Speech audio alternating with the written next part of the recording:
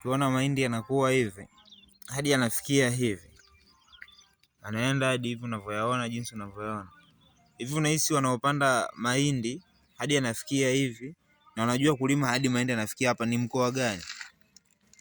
Na hapa ni Dodoma, ambapo watu wanasema kwa kwamba mahindi hayapendi, ila alopanda hapa ni Muha.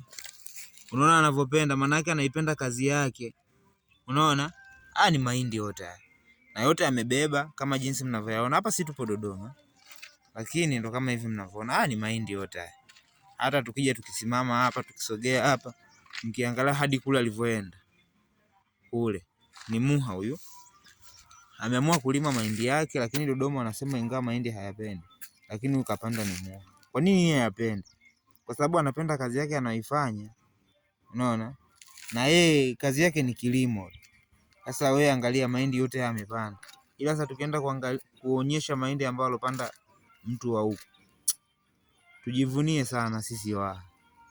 Tujivunie sana sisi Waha. Tujivunie sana sisi Waha.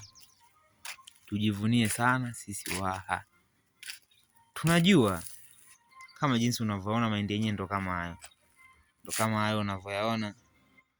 Sisi ni Waha, tunajipenda sana, afu tunapambana kwa sababu tunaamini maisha yetu si ni kilimo. Hatuna maisha mengine zaidi ya kilimo. Kwa hiyo tuendeleeni kulima, hata ugenini tukipata sehemu ya kulima tuendelee kulima.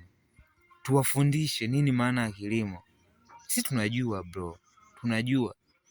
Waha tujivunie tulicho nacho.